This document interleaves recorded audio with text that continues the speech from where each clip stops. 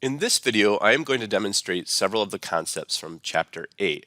Chapter 8 continues our discussion of merchandising companies, which are businesses that buy and resell inventory. They buy and resell a product. And in Chapter 7, our previous chapter, we looked at the journal entries for the sales of inventory. Now we're going to be looking at the journal entries related to the purchase of inventory. And rather than use one of the problems from the textbook to illustrate these ideas, I have created my own problem. And you could download and print this problem if you desired. I uploaded it right on the same page that you'll find this video.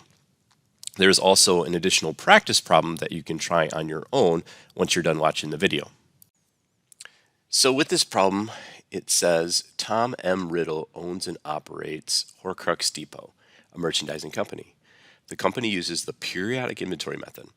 The company entered into the following transactions during the month of July. And once again, I highlighted this in Chapter 7. I'm going to highlight it again in Chapter 8.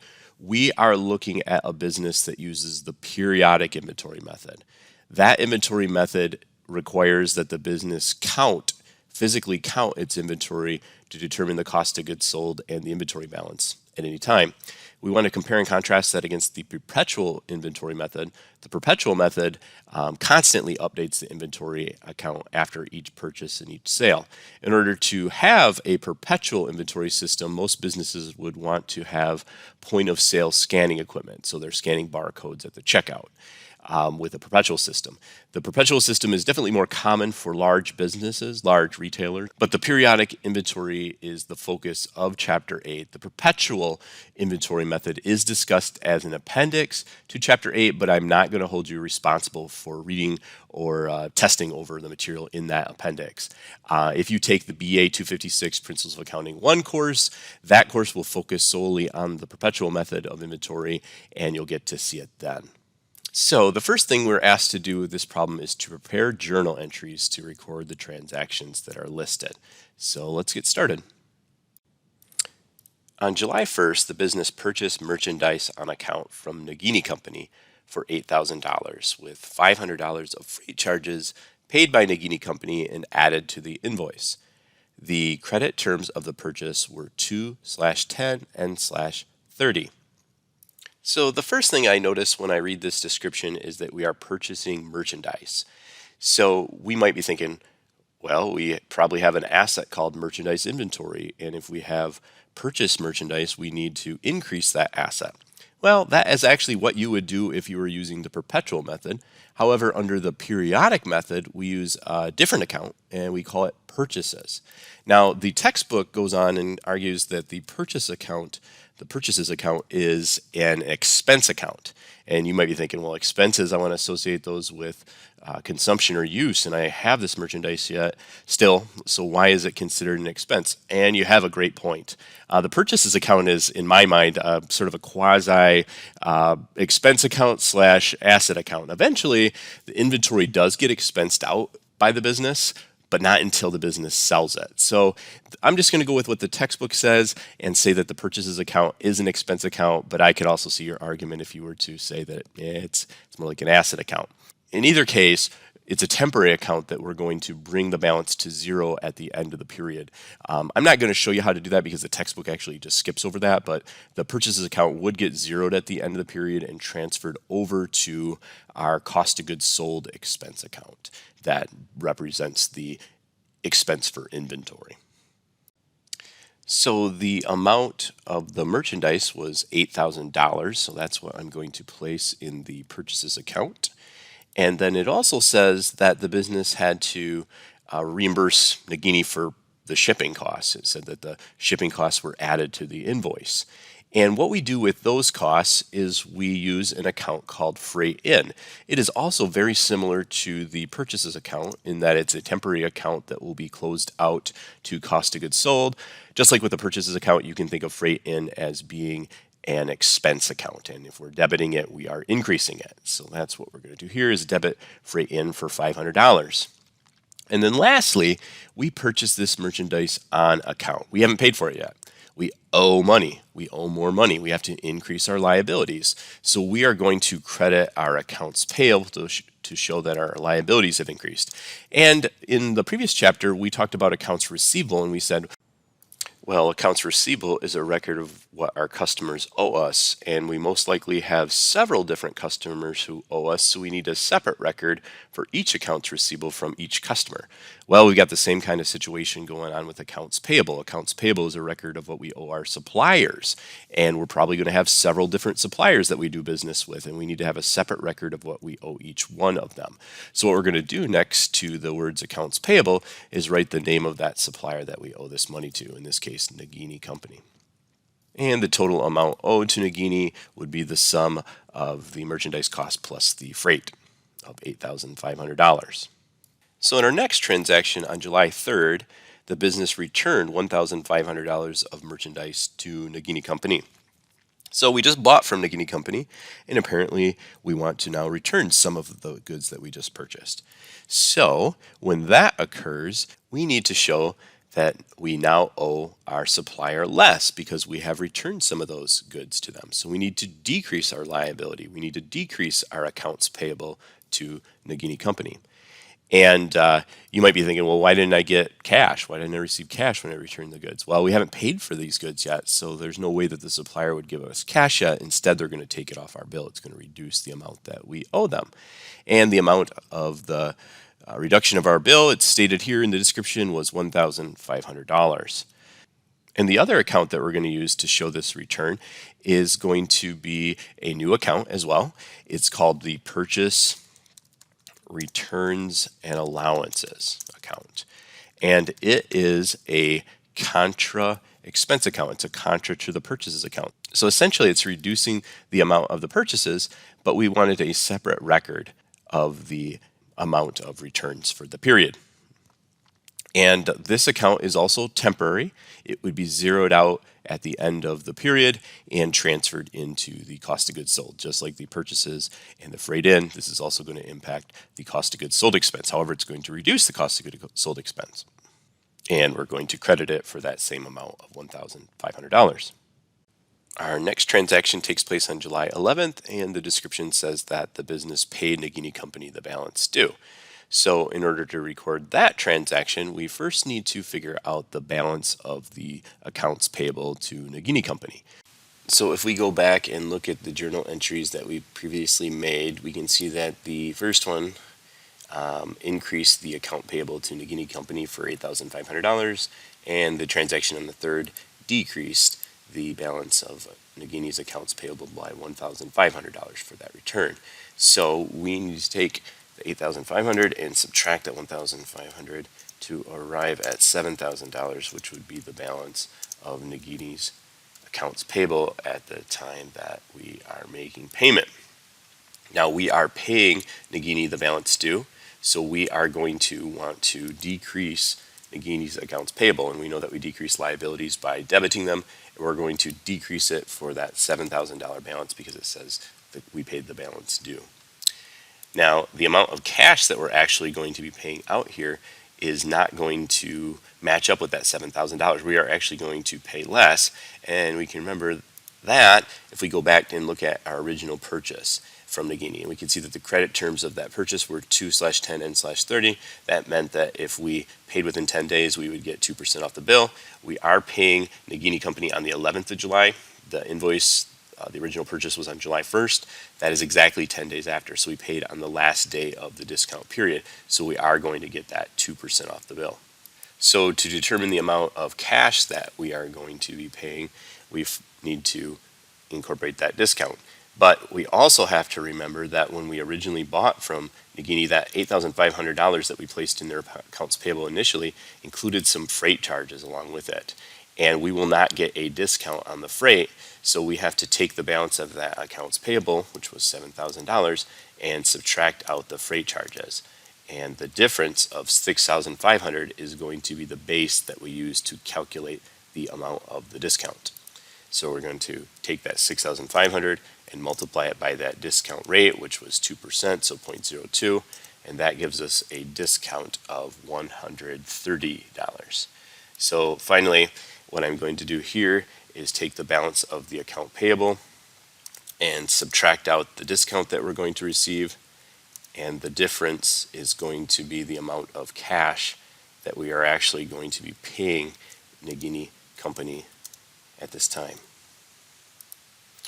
Now, if I'm paying out cash, I know that I need to credit cash. I'm actually going to skip a space here and show my credit to cash in the amount of $6,870. And we know that for all journal entries, the debits and credits must equal. And they're not equal for this transaction on the 11th yet. We're short on the credit side, so we need another credit. The difference between the two amounts is $130, which represents that amount of that discount. So the account name that we're going to use is going to be Purchases Discounts. And this account is similar to the purchase returns and allowances in that it is a contra expense account. This account is going to be a temporary account that gets closed at the end of the year, and it reduces the business's cost of goods sold. So that's a little tricky, so watch out for this. So if we pay in time in order to get a discount, we will not get a discount on any initial shipping charge. So you have to deduct those freight charges out of the account payable balance in order to determine the amount of the discount. So watch out for that. On July 17th, the company purchased merchandise on account from Grindelwald Incorporated for $10,000 with $800 of freight charges paid by Grindelwald and added to the invoice. The credit terms of the purchase were N/30. So Grindelwald was not offering any type of discount terms.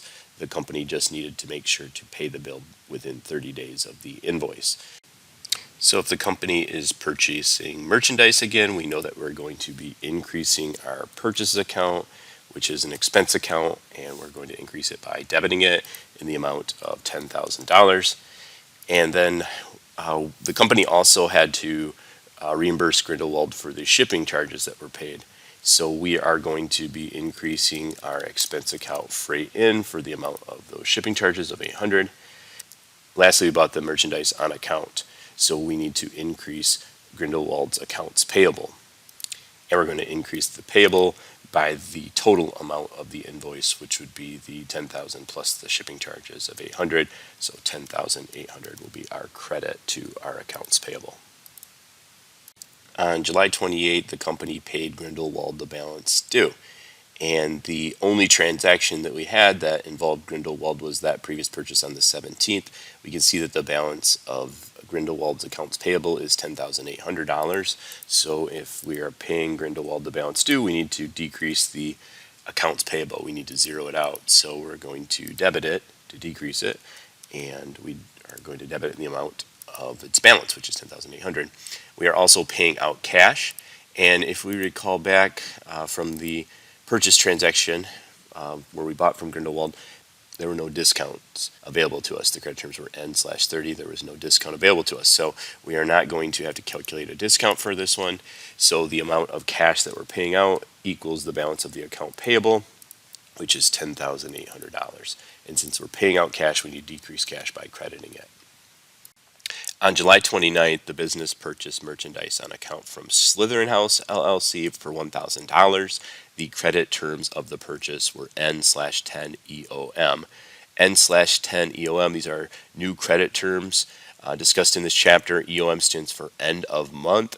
So this is saying the net amount or total amount of the invoice is due within 10 days after the end of the month. So this invoice was created on July 29th, so the business would have until August 10th to pay it off. All right, since the business is purchasing merchandise, we're going to be increasing our purchases account. That is an expense account, and we increase it by debiting it, the amount of $1,000.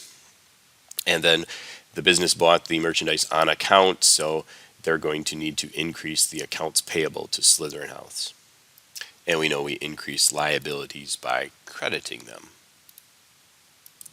So we've arrived at our final transaction. On July 31st, the business purchased merchandise on account from Nagini Company for $2,000. The credit terms of the purchase were 2/10 N/30.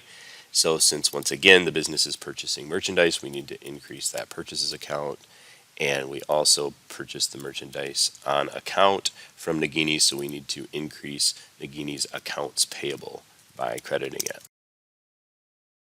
Looking back at the instructions for this problem, now that we've prepared the journal entries, our next step is to post the journal entries to the accounts payable control account as well as the accounts payable subsidiary accounts, and we are going to use T accounts to do that. So on the screen right now on the left side, I've got those journal entries that we just created, and on the right side I have T accounts for the accounts payable control account as well as individual accounts payable for each vendor that we had a subsidiary account for. So what we need to do is scan through these journal entries and look for any time that accounts payable was impacted. And on July 1st, we have a credit in the amount of $8,500 to the accounts payable. So we're going to post that to the control account. And if we post to the control account, we have to post the exact same thing to one of our subsidiary accounts, and that credit was to Nagini Company's accounts payable. So we're going to credit Nagini's accounts payable. Moving down, the next transaction on the 3rd also impacted accounts payable. We had a debit to accounts payable in the amount of $1,500. So we post that to the control account. That was also impacting Nagini's accounts payable. So we are going to do the exact same thing and debit Nagini's accounts payable for $1,500 as well. And rather than have you watch me go through and post all these entries individually, I am going to skip ahead. So now that I've posted all of these entries to accounts payable and the accounts payable subsidiary account, I need to find the balances of each of these accounts. So for the control account, I'm going to add up the credits and get a footing. And I'm also going to do the same thing with the debits. And then I am going to take the difference between the credits and the debits to find the account balance, which is $3,000. Going to do the same kind of thing with Nagini Company's accounts payable subsidiary account. There were several postings there as well, and we can see that that account had a $2,000 balance. The accounts payable for Grindelwald is going to be zeroed out because we had equal debits and equal credits. There was only one posting to Slytherin House's accounts payable, so the amount of the balance would equal the amount of that one posting. Looking back at the instructions for this problem, our next step is to prepare a schedule of accounts payable as of the end of July. Since the schedule of accounts payable is a report created by the bookkeeper, we need to have that typical 3-line heading where we have the first line representing the company's name, in this case Horcrux Depot, the second line being the name of the report, the schedule of accounts payable, and the third line representing the date. So now what we're going to do is look over here at our individual subsidiary accounts for accounts payable, and the first one I have listed is Nagini Company, so I'm going to put their name on the first line, and the balance of that subsidiary account was $2,000. Our next accounts payable subsidiary account shows that Slytherin House LLC owes the business $1,000, so we'll list that next. And then finally, Grindelwald's accounts payable has a $0 balance. To wrap up the schedule of accounts payable, I need to sum up the balances of all the individual subsidiary accounts, and if I do that, I get a balance of $3,000, and what I should always see is that that balance should match up with the accounts payable control accounts balance. Looking back at the instructions for the problem, we can see that the next step is to post the journal entries to the purchases, freight in, purchase returns and allowances, and the purchase discounts accounts. So on the screen on the left, I've got those journal entries that we recently created, and on the right, I've got the T accounts for those 4 accounts that relate to the purchase of merchandise inventory. And I'm just going to go through these journal entries and scan and look for these names only and bring them over to these T accounts. So on the first line, we've got a debit to our purchases account in the amount of $8,000, so I just copy that over. On the second line, I have a debit to freight in the amount of $500. I just bring that over. Moving on the third, there was a credit to the purchase returns and allowances account in the amount of $1,500. And rather than have you watch me post all of these entries, I am going to skip ahead. So now that I've posted all the entries to the 4 temporary accounts that relate to the merchandise inventory and cost of goods sold, I need to find the balances of each of these 4 accounts. And really the only 2 that I have to find a balance are my purchases and my freight in, because they had multiple postings each. So I'm going to sum up my purchases account as well as my freight in account. So if I go back to the instructions for the problem, we have reached the final step. It says to determine the net delivered cost of purchases for the month of July. And in order to determine the net cost of our purchases, well, that's why we found the balances of each of these four T accounts. We can think of a formula to do the calculation here. So the formula starts off like this. So you take the invoice cost of all of our purchases. We add any shipping costs that we paid on those purchases. We subtract out any purchase returns and allowances that we had. And we also subtract out any purchase discounts, and that will equal the net delivered cost of our purchases. So with this problem, if we take those amounts from the balances of those T accounts and combine them together according to the formula, we're going to get a result of $20,670. That's our net cost of our purchases for the month of July. All right, we have completed this problem from Chapter 8. There is a practice problem that I strongly suggest that you try. It's included in the Word document that is attached to this video. If you need help, reach out.